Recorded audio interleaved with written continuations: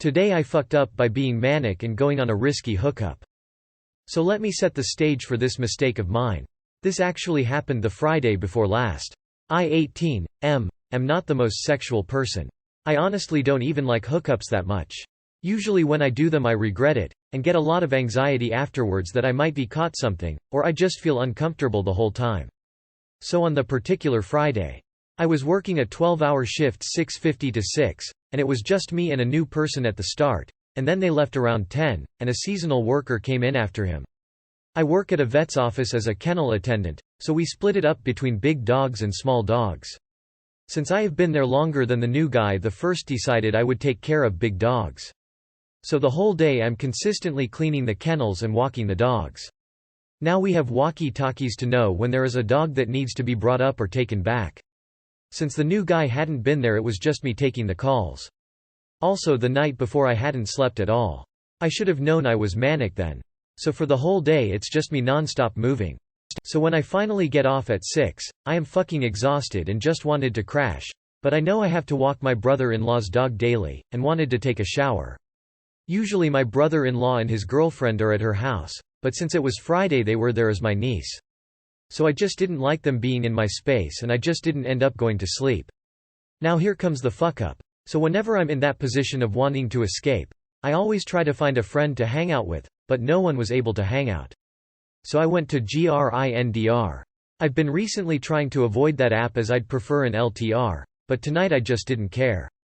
So as I'm scrolling and searching for someone acceptable, a 24M messages me and he was pretty cute. I'm a verse bottom, and this guy was a complete bottom. He was very over-sexual. I told him that I'd prefer a LTR, and not just sex. He said, "Oh me, I've just been very sexual, since my boyfriend of 4 years just broke up with me."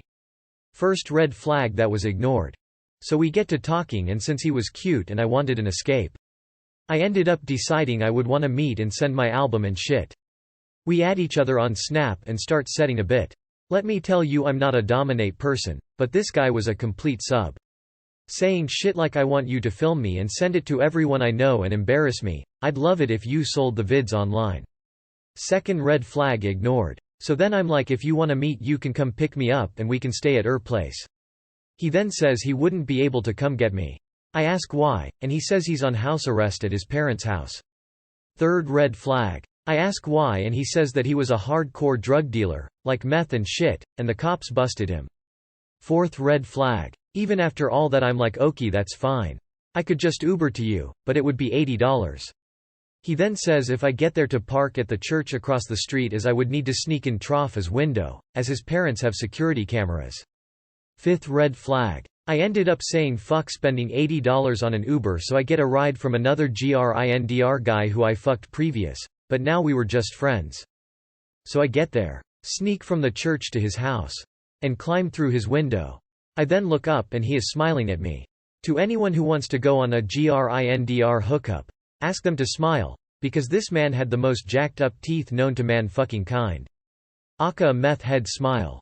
Sixth red flag. He then get out his pipe, and smoke some meth in front of me, and he offers it to me. I say no. I'd like to say at this point my manic episode had ended and had turned into a "oh I fucked up" moment.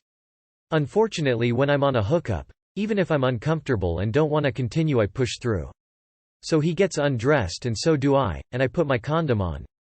Yay me. I ask if he has, and lub. Bro pulls out some great value coconut oil that all hard and firm. He says don't worry, it turns liquidy if you just swish it in your hands for a bit. Seventh red fucking flag. So I'd like to say I rarely top, as it just doesn't feel like anything, and my body just isn't good at keeping up a repetitive thrusting motion. So I'm just pounding him from behind, which stating at the wall contemplating my life choices. I've never been able to come from topping, but I was so dedicated to getting the fuck out of there. I ask if I could use his dildo, because I'm more of a bottom and having something in there usually helps. And it sorta does. So I sorta get close, so I pull out to jerk a little bit to cum.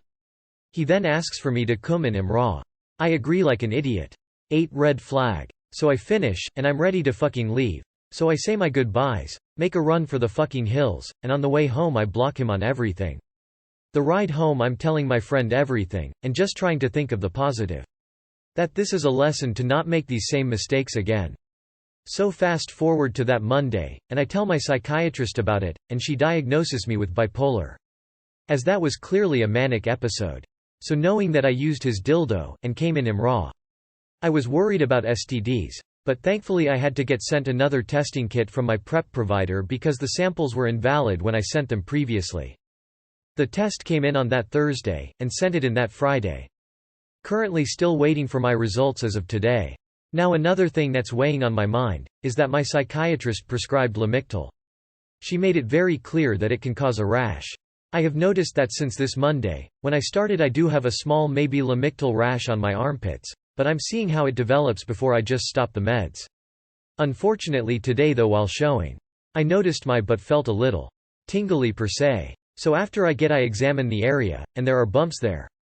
So now I'm worried I probably got herpes from this guy, or it just may be from the Lamictal.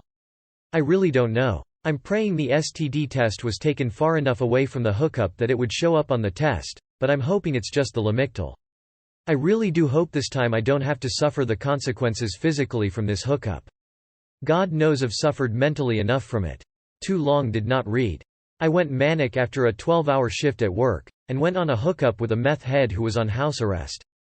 Took my condom off to cum in him, and now I'm scared I have an STD because there are bumps on my ass. Could also be the Lamictal I got prescribed after getting diagnosed with bipolar after this hookup. Edit. For clarification, I am single. My brother-in-law and sister who were married used to live with me, and they were polygamous, so they both had their own person. They are currently going through a divorce, so my sister has moved out. I'm kinda in the middle of all of it, and that's why I don't really like being alone with my brother-in-law and his girlfriend. Edit. Update. I called a clinic today, and they take walk-in, so I'ma see them tomorrow and get a panel done, and ask for a swab on my booty bumps. I'll also ask them to look at the rash on armpits, to see if it's from the Lamictal and if I need to stop. I'll update y'all when I go and tell y'all what they say. Also thank y'all so much for just helping me rationalize everything. It meant so much to hear all your guys' advice and to know I wasn't alone. So thank you. Lamictal rashes are no joke to play with. Go see a doctor. If it gets worse, your provider or pharmacy should have told you this. Also, get an STD panel done. Dude. I wish you the best. Maybe the bumps are just heat rash? Just email the doctor right away about the rash and even let them know you don't have the money to come in until later this week but you are worried. They can just mail you a bill and you can pay it when you have the cash. I think that's actually an 11-hour shift. Today I fucked up by blowing up on my brother over a burger. I, 27M, live in an apartment with my girlfriend, 25F, and my brother, 20M. Our unspoken rule is that all food in the place that is good for more than one person is for sharing, like cake, pizza, boxes of donuts, chicken wings, etc. That is, unless it's indicated on our reminders board. We have a whiteboard where we list reminders like if I won't be home for certain dates due to work or other commitments, if my girlfriend bought a cake for a friend and is storing it on our fridge, if my brother has an upcoming school expense, bills payments, etc. This setup has been working for us for the past 3 years, and we had no problems whatsoever. If we mistakenly eat something that's not for sharing, we just talk it out, apologize, and offer to pay for the food. I once ate cookies that my bro bought for his BF. I didn't see his note on the reminders board, so I just apologized and bought him a new batch. No hard feelings whatsoever. Additionally, these past few months, I've been very stressed with my work and personal life. I won't get into too much detail, but our household's finances have been very intense for me, and I was constantly exhausted. I had my first major panic attack last month, which happened 2 more times, and the doctor said that my stress levels almost led me to a heart attack. He recommended that I take a break once in a while, but I really couldn't afford that given our financial status. Then, last Friday, my boss invited me last minute to join a client dinner. I already had dinner that night, so I said I'd just tag along for the discussions. When we got there, I was shocked that it was at a super fancy restaurant I'd never be able to afford. I sat there with my boss and our client and her partner. As they were ordering, I told them that I'm all good, but my boss insisted and said that since it's a working dinner, our bill will be covered by the company. I then ordered the cheapest thing on the menu, and honestly, one of the very few things I could recognize, which was burger and fries. But no, this wasn't just a regular burger. It was like a very pretentious burger with Wagyu or Angus beef, truffle, some fancy cheese I couldn't pronounce, and other high-end things. It cost over $40. Suffice to say, I felt a mix of guilt and excitement because it's my first time ordering something like that, but because I was already full from the dinner I already had earlier that night, I just ate the fries and asked for the burger to go. When I got home, I put it in the fridge and didn't think about it again. Then, last night, when I was about to take it out and reheat it for dinner, I found that it was already half eaten. I asked my girlfriend and she said she saw my brother eating it earlier that day. For some reason, I got really mad over this, like some huge rage and fury inside me were really triggered. I rudely barged into my brother's room and asked him why he ate it. He apologized and said he didn't know it wasn't for sharing since there was nothing on the reminders board. It was also huge, so it was clearly not just for one person. I then blew up and began a tirade that really came out of nowhere. This was only the second time in my life that I got legitimately angry. The first time was when I fought with my parents when they kicked my brother out after he came out as gay, and I didn't even know why. This was the first time my girlfriend saw me like this, and she was trying to calm me down, saying that it was just a burger and that she could just buy me one, but it was like I was subconsciously tuning her out. My brother was crying and feeling terrible throughout all this, and he was extremely apologetic. I think it was an episode or something for me because I couldn't fully remember everything I said, but apparently, it got so bad that my brother started packing his things to move out before my girlfriend stopped him. I went to bed fuming and fell asleep because I felt exhausted. When I woke up this morning, I didn't really remember a lot of what happened. My girlfriend told me everything, and I realized how terrible I was. I told my brother that I was starting to feel like he's becoming a burden and that he's making our lives more difficult. I feel horrible when I realized what I'd said and done. I came to his room and there I saw most of his clothes already packed. It was clear that he spent most of the night crying before he fell asleep. When he woke up, he flinched when he saw me, then he apologized once again. He said he'd be ready to move out if I wanted him to even if he had nowhere else to go and that he'll try to repay me everything I spent on his education, living expenses, hospitalization, and other bills, plus the burger. I literally just cried and profusely apologized to him. I asked if I could hug him. He was initially hesitant, but we eventually did. I told him I really didn't know what came over me, but whatever I said and did last night was not true. I told him I didn't want him to leave and that I don't feel he is a burden. I'm glad to support him and that I would always love him no matter what. Things have settled down now, and I hope we could both heal and move on from this, though I won't blame him if he now hates me. I really don't know what happened. I have a therapy session coming up tomorrow, so I definitely bring this up. I'm usually a calm and reserved person, so I really don't have any idea why I did what I did. Too long did not read. Brought home a fancy burger, but my brother ate half of it. I got really mad and told him he's a burden to me, so he packed up his things ready to go. The next morning, I couldn't remember much of what I said.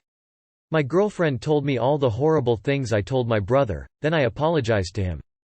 This sounds like you entered a manic state due to stress and essentially had a bit of a psychotic break. Hence why the level of anger seemed so out of line and that you can't remember a lot of it. It's clear that your work and stress are tearing you up and are likely going to lead to tremendous health issues if you don't find some kind of solution. This kind of thing is another manifestation of that, and you have a responsibility to yourself and your loved ones to get a handle on it. Fancy cheese I couldn't pronounce Gruyere? Are you the only one financially providing for the house? If so, I can understand the immense amount of pressure and stress you must be feeling. You've realized your actions, you've apologized genuinely and profusely. Now you work through it with your therapist and be kind to yourself about it. What do you do for work? TBH sounds like you need a new job. If your boss is inviting you to client dinners and you can't afford them, you're not getting paid enough. You're certainly not getting paid enough to stress out like this, almost die from it, and ruin your relationship with your brother. Today I fucked up by self-medicating with steroids and giving myself diabetes. A few years ago I started getting hives in random places on my body. Naturally, like anyone else I thought I was just having a reaction to something I encountered or ate, popped some Benadryl and went on about my business. After a few weeks of the hives coming and going, I decided to go to an allergist. I underwent the normal testing for all allergies, environmental and food related. Nothing seemed to flag as an allergy. It was at this time I learned I also have dermatographism. Light scratches cause unusually red and raised marks, meaning even moderate abrasion would cause my skin to react. This also meant if I scratched my hives they would go crazy, since overactive histamine was basically the issue behind both. I was miserable. They were getting worse and sometimes covering most of my body. My allergist finally prescribed a treatment that was used to treat asthma patients but also helped treat chronic idiopathic urticaria or chronic spontaneous urticaria, aka never-ending hives that they can't explain. Xolair was my saving grace, finally some relief. Fast forward a couple years and I lost my insurance during a job change. Xolair was going to cost me $3,600 per month to continue without insurance. I had to stop the injections. I prayed the hives would stay away, since some people were cured after their Xolair. I was not so lucky, the hives came back with a vengeance and I was desperate for help. I remember during my early days they had given me a prednisone steroid for quick relief and it worked great. It was a miracle for me back then, so I thought it could help me again. I asked my mom, who always had an abundance of prescriptions she never finished, if she had any, and she did. Just as I thought, it worked. Relief within hours of taking the prednisone. Unfortunately, she only had a few pills left. I took one per day and on the fourth day the hives were back. I begged my mom to see if she could get more from her doctor for her COPD. She said she could do me better. They had prednisone at her veterinary clinic for the animals. She would ask her boss how much it would be. He sold her an entire bottle full, I believe it was like 200 pills, for pennies per pill. My prayers were answered. I started taking one in the morning and one at night. These were a little stronger than the ones I had prescribed before, so 12-24 hours on one pill was no problem. Fast forward 6 months later and I started my new job, got new insurance and a new primary care doctor. I wanted to get full blood work, check-up, physical etc., just to get a good baseline for my new doctor. He gave me some of the news I expected. Blood pressure was a little high, slightly overweight, etc. He then asked me if I had any history of diabetes in my family, which I did have. He asked if I had to pee a lot, if I felt tired a lot, or had any vision changes. All to which I answered no. I didn't understand why. Then he explained my A1C was a 9%, normal is below a 5.7%. He said, "You, my friend, are diabetic. However, let's get you monitoring your blood sugar for a while and see what it looks like before we start you in meds. We also need to adjust your diet, however, diabetes is incurable. If you have it, you have it." Of course I panicked, starting making better choices. Did everything I thought I could to take care of my blood sugar, and it seemed to work. Every time I would check my levels I was within normal range or slightly above normal or even low. I did this for a month. During this time, my mom mentioned to me reading about steroid-induced diabetes. She said, "You gotta stop the steroids and talk to your doctor." I followed up with my doctor, and it was at this time I admitted to him what I had been doing. He was shocked to discover not only was I taking about twice the normally prescribed amount daily, but I had been doing it for 6 months. He said he was nearly certain this was the issue. He said no prednisone for 60 days and continue to monitor blood sugar. When I retested 60 days later my A1C was 5.2%. I didn't have diabetes anymore. I got a pretty stern lecture about self-medicating, but I naturally was relieved I didn't have permanent diabetes. Too long did not read. If you self-medicated with prednisone for too long you will give yourself diabetes. How's your bone density? What is wrong with you? What is wrong with your mother? What is wrong with your mother's boss? I mean, it's hard to be mad at someone when the medication they need is $3,600 a month. 2 things. An A1C is a 90-day average because that's how long your blood cells live. It takes a snapshot of new, mid and old blood. Highly doubtful you swung 6 points in 30 days. And 3 is a dangerous A1C in its own right, as it means your average blood sugar was somewhere 75-85 most of the time. Wow. I'm happy that you're okay and have insurance again. You're lucky that the stronger prednisone you took didn't do serious, irreversible damage. GIF. Giphy, 83 QTFWKWDMSEO. Today I fucked up by realizing I wasn't washing my hair right for 20+ years. Okay. So warning. This is very much gross. Over the past several weeks I have been feeling these weird skin-like but not fully attached lumps on my head. I've been scratching and picking them off fully, or so I thought, and didn't give it a second thought. Well, today my boyfriend takes a good look at my scalp in one of those spots that I was scratching because he was curious as to what I was doing. Apparently I was really going at it without noticing. He practically gasped and asked me if I had hit my head, or if it hurt. I was stunned for a moment. It only felt like a little dry skin, and that began my panic-induced examination. As it turns out, my entire scalp is covered in ranges of flaky to thick lumps of dandruff. And because I have a lot of hair, it isn't noticeable on the outside unless you start going through layer by layer. I obsessively begin to scratch and scrape my entire scalp to the point where it's now in pain. There's flakes and chunks entangled throughout my hair. I am freaking out. I start Googling, thinking I must be dying. All my hair is about to fall out, etc. Yeah. No. Apparently you are supposed to scrub your scalp when you shampoo. I never knew this. Also, I immediately put my wet hair in a bun or braid every time I washed it so it didn't dry for literally 24 hours and caused more dry skin buildup. I really hope that after years, plus scraping for hours today, I haven't really fucked my scalp up. Too long did not read. I haven't scrubbed my scalp for 20 years because I didn't know you had to. I have been scraping chunks of dry skin off my scalp for the past few hours. I feel disgusting. Edit. Firstly, I'd like to say thank you to everyone for your advice and kind replies. I also wanted to answer a few of the common questions I saw. 1. How did you not notice this for so long? I don't think it was this bad my entire life, as I've said I've only seen flakes sometimes. It got like this sometime recently. I don't particularly make note of checking my scalp on a periodic basis. Also, if you haven't already noticed by my username, I have ADHD. Out of sight, out of mind. I don't even intend to be gross. But like many others with ADHD, we can struggle with habit, routines, etc. 2. Why did you not just go to a doctor? I'm in America and healthcare costs are high. I can't afford to go see one at this time even with insurance. 3. Where did you put shampoo then? I put it on my head, obviously, and throughout all my hair. I think since my hair is so thick that when lathering the shampoo in, I may not have been really getting it onto my scalp enough. I've made note of the shampooing twice to help with that though, so thanks to those who said that. 4. Did your parents not teach you XYZ?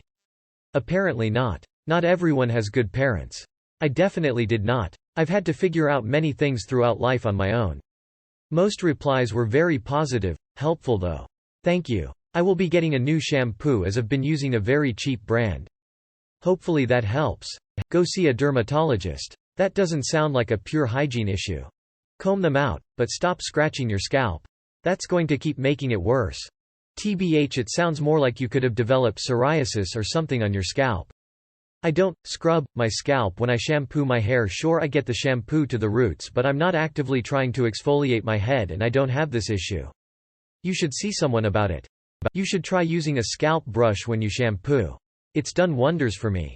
Wash your scalp. Condition your hair.